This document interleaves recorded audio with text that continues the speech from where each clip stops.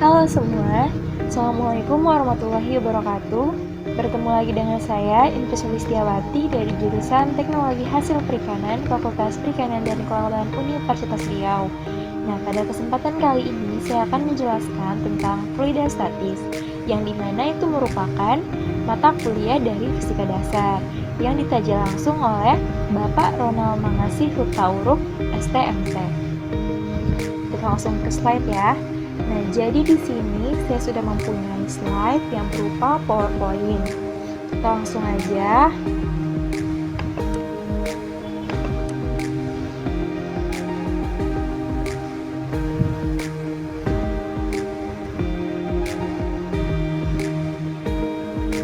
Nah, di sini itu ada balok dan juga kubus. Jadi, balok dan kubus ini memiliki sebuah tekanan yang disebabkan oleh adanya gaya. Dan fluida statis di sini itu tidak ada gerakan atau gerakannya itu diam atau kurang. Berikut penjelasannya. Di sini dijelaskan bahwa tekanan dalam fluida statis adalah segala sesuatu di dalam statis dan geraknya kurang dalam fluida statis. Nah, ini kan udah dijelaskan tadi maksudnya geraknya kurang itu geraknya itu diam atau nggak ada gerakan sama sekali. Bisa dikatakan seperti itu. Ke bawah sebagai arah Y positif. Nah, arah Y ke bawah ini itu positif. Lanjut, tekanan. Rumus tekanan P sama dengan F per A. Rho sama dengan M per V. P sama dengan W dibagi A dikali B sama dengan M dikali G. Karena rumus itu kan M kali G. Per A dikali B sama dengan Rho dikali V dikali G per A kali B. M sama dengan Rho dikali P. P sama dengan Rho dikali A dikali B dikali Y dikali G per A dikali B. Ini bisa kita coret kan A sama B nya, maka hilang, jadi tinggalnya ini dia. P sama dengan Rho dikali Y dikali G. Lanjut. Nah, untuk mempermudah kita langsung ke contoh soal. Ketinggian kolam itu 2,4 cm saat tekanan akan Rho H2O-nya sama dengan 1000 kg per meter kubik dan gravitasinya di sini memakai yang 9,8 meter per sekon kuadrat. Maka langsung kita jawab. Di sini kan intinya adalah tekanannya. Nih, P sama dengan Rho GH. Karena di sini ada ketinggian, maka kita memakai H. P sama dengan kita masukkan Rho-nya 1000 kg per meter kubik dikali gravitasinya 9,8 meter per sekon kuadrat dikali 2,4 cm. Ini langsung kita kalikan semua, maka 23.520 kg meter per sekon kuadrat per meter kuadrat. Ini kan dicoret, jadi tinggal meter kuadrat, ya kan? Dan P sama dengan 23.520 Newton per meter kuadrat. Kilogram sama M itu kalau misalnya ini kilogram meter per sekon kuadrat itu bisa dijadikan Newton. Lanjut, P sama dengan 23.520 Pascal. Pascal datangnya dari mana? Pascal datangnya dari Newton per meter kuadrat. Nah, seberapa besar tekanan itu? Nah, jadi PATN itu kan ketetapannya 101,300 Pascal. Maka kita masukin. Jadi P sama dengan P per Pascal sama dengan P-nya pakai yang ini, P Pascal pakai yang ini, maka hasilnya 0,23 atau 23%. Lanjut. Di sini gaya apung adalah fraksi S di atas permukaan. Gaya apung itu jelas adalah sesuatu yang mengambang di atas permukaan air. Nah, di sini jika objek kecil dari Rho cair, maka objek akan mengambang. Itu sudah jelas. Objek ini bisa dikatakan sebagai volume awal. Jadi objek ini apa sih yang pertama kali muncul itu dinamakan dengan objek. Jika dia kecil dari Rho cair, maka objek tadi akan mengambang. Artinya tekanan objeknya itu lebih kecil daripada tekanan yang Rho cair, maka objeknya akan mengambang. Nah, seperti ini. Di sini ada MG-nya, di sini ada BF-nya, langsung aja supaya lebih mengertinya. Nah, Saat objek mengambang, maka objek kecil dari cair juga gaya apung yang sama dengan berat objek, maka W cairan sama dengan W objek, Mg cairan sama dengan Mg objek, PVGL sama dengan PVG0, VLVLG sama dengan P0 P0G, dan VL sama dengan P0. Lanjut, nah di sini kita anggap ini es batu, jadi rho objek sama dengan M per V. Ini M, kalau M ini dikeluarkan maka sama dengan rho dikali V. Ini seperti rumus biasa dikali silang aja. Lanjut, rumusnya fraksi di atas permukaan itu sama dengan 1 dikurang VL per V0. Fraksi di atas permukaan sama dengan 1 dikurang VL per V0 sama dengan 1 dikurang rho L per rho 0. Nah, jadi ada terlalu banyak fraksi formula di atas permukaan. Nah, ini dia. Jadi rumusnya itu bisa kita bikin jadi frekuensi sama dengan 1 dikurang VL per V0 atau F sama dengan 1 dikurang rho 0 per rho L. Seperti ini tadi. Lanjut. Nah, ini keterangannya jadi BF tadi itu merupakan kekuatan daya apung berat cairan yang dipindahkan, sedangkan VL itu merupakan volume cairan, V0 merupakan volume objek atau awal. Nah, rho L sama dengan massa jenis cairan dan rho 0 sama dengan massa jenis objek. Lanjut,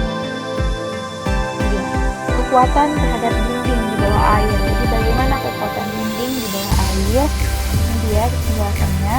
Nah, di sini tanya adalah F, suatu gaya. Nah, jika H sama dengan 2,8 meter, rho sama dengan 1000 kg per meter kuadrat, dan L 10 meter, maka P sama dengan F per A. Ini rumus yang tadi ya, maka F sama dengan P dikali A. P sama dengan rho dw dan dA sama dengan L dw. Rumus ini nanti akan kita pakai untuk mencari. Nah, ini dia. dF sama dengan PdA. Lanjut, F sama dengan integral rho dA, F sama dengan PdW LdY. LdY dari mana? Di sini kan dA-nya itu LdY. Nah, di sini dipakainya. Jadi F sama dengan rho GL integral Y dy. F sama dengan rho GL Y kuadrat per 2. Y sama dengan H, ini integral Y sama dengan 0. F sama dengan, kita masukkan rumusnya, rho tadi itu 1000 kg per meter pangkat 3 dikali, maaf di sini ada kesalahan ya,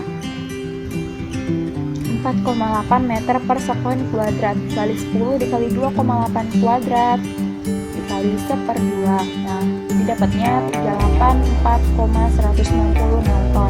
Untuk ini kita bisa lihat kenapa bisa seperti ini nih ya. Kita lihat sini.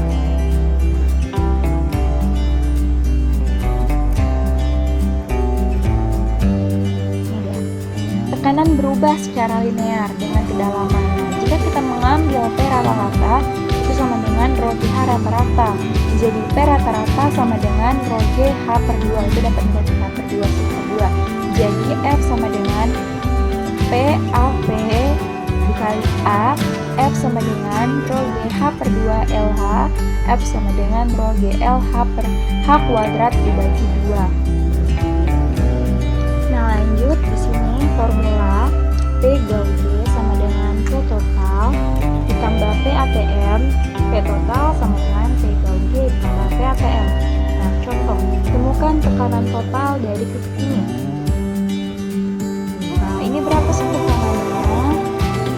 Maka P Gauge sama dengan rho GY sama dengan nih, kita masukin 1000 kg per meter kuadrat, ini yang tadi kali 9,8 meter per sekon kuadrat. Nah, untuk Y-nya kita pakai 4 meter. Sini udah diketahui ya. Maka P total sama dengan P Gauge ditambah P ATM. Nih, kita balik lagi ke sini. Nah, P total sama dengan, ini udah kita kalikan semua, 39.700 N per meter kuadrat ditambah 101.300 N per meter kuadrat. Ini yang Pascal tadi, masih ingat kan? Nah, maka P total sama dengan 140.500 Newton per meter kuadrat. Lanjut, contohnya. Nah, jadi P total sama dengan P yang di dalam ban dikurang P ATM. P-nya sama dengan 40 LB per in kuadrat. Jadi P total sama dengan P GAUG ditambah P ATM yang tadi. P total sama dengan, ini P-nya udah diketahuin, 40 LB per in kuadrat ditambah 14,7 LB per in kuadrat. Maka hasilnya 54,7 LB per in kuadrat. Nah, lanjut. Prinsip Pascal. Tadi kan kita sudah pernah membahas Pascal di sebelum-sebelumnya, kan? Nah, di sini jelaskan lagi prinsip Pascal.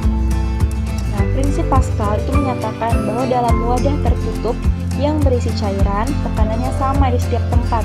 Jadi, jika Anda menekan fluida dalam satu arah, maka tekanan akan ditransfer ke sekeliling fluida. Artinya apa? Artinya gini, di sini ada sebuah cairan di dalam wadah. Nah, itu tekanannya itu sama dalam semua tempat. Jadi, ketika kita menekan, itu maka nanti tekanan yang akan ditransferkan ke sebelah kanan, ke sebelah kiri, ke sebelah depan, ke belakang itu sama. Tekanan yang diberikan itu sama karena di sini dijelaskan bahwa tekanan itu sama di setiap tempat untuk cairan di dalam sebuah wadah. Nah, di sini ada sebuah mobil.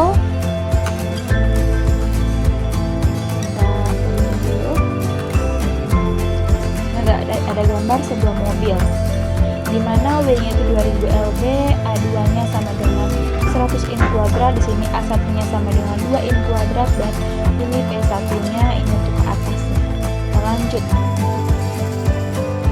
Di sini ada penjelasan. Nah, ini dia. Sehingga P1 sama dengan P2 yang tadi sudah diketahui kan, P2-nya P1 ini rumusnya kan yang tadi, kita balik ke awal tadi. Ada F1 per A1 sama dengan F2 per A2. Nah, F1 ini bisa kita langsung aja kita kali silangkan. F1 per F2 sama dengan A1 per A2. Maka F1 sama dengan F2, ini semua F2 ini kita jadikan ke atas. Maka A1 per A2 untuk F1 sama dengan W A1 per A2, F1 sama dengan kita masukin 2000 lb dalam kurung 2/100, maka F1 nya 40 lb. Selanjutnya kita masuk ke Beyond Force. Beyond Force itu merupakan kekuatan daya apung yang dimana maksudnya adalah mengambang dan memiliki banyak lapisan. Nah, di sini kita gambarkan. Ada sebuah gambar memiliki banyak lapisan. Nah, sini udah diketahui semua nih. X, Y, BF-nya udah ada. Row 1, row 2-nya, ketinggiannya. Nah, langsung aja ya. Objeknya itu berapa, tuh bagaimana? Ini dia, supaya lebih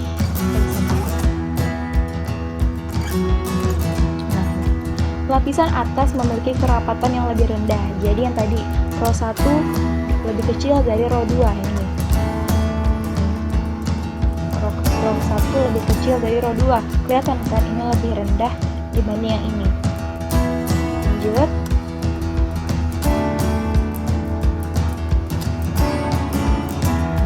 Jadi konsepnya BF tadi itu kan cairan, W cairan dipindahkan sama dengan Mg cairan. Maka sama dengan rho L PLG. Nah, baiklah lanjut. Maka W objek sama dengan BF total. Mg nol objek sama dengan BF1 ditambah BF2. Karena ini BF total, maka M0G sama dengan rho 1 P1G ditambah rho 2 P2G. Ini dapat rumus dari yang tadi kita pelajari. Maka M0 sama dengan rho 1 L kuadrat X ditambah rho 2 L kuadrat X. Nah, rho 0 L kuadrat H karena tadi ada ketinggian sama dengan rho 1 L kuadrat X ditambah rho 2 L kuadrat Y. Agar mempermudah, kita habiskan L kuadratnya, maka kita bagi sama dengan L kuadrat. Maka rho 0 sama dengan rho 1 X ditambah rho 2 Y per H. Hanya kita kebawahkan. Lanjut. Nah, ini semenjak rho 0 sama dengan M0 dibagi V0, M0 sama dengan rho 0 V0. Nah, M0 sama dengan rho 0 L kuadrat H. Ini dapatnya ini tadi untuk penjelasannya. Lanjut. Nah, ini keterangannya di mana rho 0 itu merupakan kepadatan suatu objek, sedangkan rho 1 itu merupakan kepadatan cairan pada fluida 1. Rho 2 merupakan kepadatan cairan pada fluida 2, dan H merupakan ketinggian objek yang tadi, X merupakan ketinggian lapisan 1, dan Y merupakan ketinggian lapisan 2.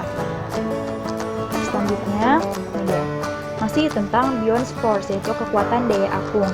Nah, jelas berat benda yang terpendam, artinya benda itu akan terpendam atau akan tenggelam apabila berat benda itu memenuhi. Jadi jelas berat benda tersebut, kenapa dia bisa terpendam. Nah, di sini diberikan sebuah kubus di mana ada massa, di sini ada mg atau usaha kenapa benda ini bisa tenggelam, di sini ada T juga. Nah, di sini dijelaskan bahwa rho objek lebih besar daripada rho cairan. Artinya ini kebalikan dari yang tadi. Kalau yang tadi itu objeknya lebih kecil dari cairan, maka dia bisa mengambang. Sedangkan yang ini objeknya itu lebih besar daripada cairan, makanya dia tenggelam. Nah, di sini rho objeknya itu berapa? Itu bagaimana cara mencarinya? Dan ingat dulu bahwa rho itu rumusnya M per V, maka M sama dengan rho dikali V. Nah, untuk BF itu tadi yang sudah kita pelajari bahwa W cairan dipindahkan.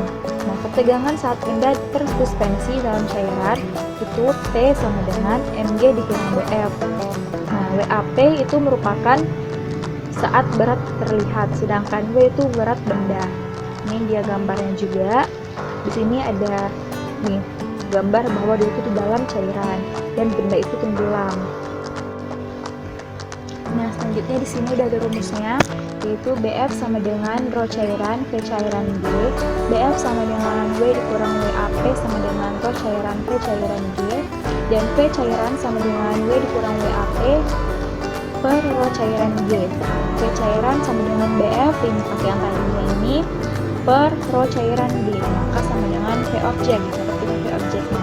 Untuk mencari rho objek sama dengan M objek dibagi volume cairan, itu merupakan M objek dibagi BF per rho cairan G. Ingat bahwa volume objek itu merupakan volume cairan, yaitu saat benda terpendam. Lanjut. Contoh soal. Berat benda di udara adalah 10 Newton. Berat beban di dalam air adalah 2,2 Newton. Nah, berapa gaya apung yang dikerjakan air pada beban? Nah, pembahasannya untuk diketahuinya, W sama dengan 10 Newton, ya kan, usahanya. W air sama dengan, usahanya, ya, berat beban. Di sini berat bebannya itu adalah 10 Newton. W airnya sama dengan berat beban airnya itu adalah 2,2 Newton. Yang ditanya adalah gaya apungnya. Untuk menjawabnya, maka kita pakai rumus yang tadi, W dikurang W air atau W cairan kalau yang tadi. Maka FA sama dengan W dikurang W air, FA sama dengan 10 Newton dikurang 2,2 Newton, maka dapatlah 7,8 Newton. Lanjut. Nah, di sini masih Bion's force atau kekuatan daya apung. Apa yang akan membuatnya tenggelam? Nah, jadi yang akan membuatnya tenggelam adalah kita menganggap bahwa angka pertama adalah suatu kondisi ketika objek tanpa berat tambahan, dan angka kedua adalah kondisi dengan berat tambahan di atas. Ini dia penjelasannya di sini. Nih, perbedaan antara gambar 1 dan gambar 2 itu bisa kita lihat di sini bahwa angka pertama adalah suatu kondisi ketika objek tanpa berat beban tambahan. Ininya kosong. Sedangkan para angka kedua itu kondisinya ada berat tambahan di atasnya, ini ada. Jadi letak perbedaannya adalah di sini ya. Saat dia tidak ada berat tambahan, itu tenggelamnya itu nggak tenggelam semua. Ini kita anggap ini permukaan. Nah, ini dia di atas, bagian atasnya. Sedangkan saat kita berikan dia itu berat tambahan, dia akan tenggelam keseluruhan si bendanya ini. Nah, gitu. Nah, bagaimana mencari masanya atau berapa masanya? Ingat bahwa rho sama dengan M per V, maka M sama dengan P dikali V. Sehingga kita dapat menemukan M atau massa objek tambahan, W objek sama dengan Mg sama dengan BF2 sama dengan W penggantian cairan tambahan. Mg objek sama dengan Mg penggantian cairan, MG objek sama dengan rho L VL dikali G. MG objek sama dengan rho L kuadrat Y dikali G. Lanjut.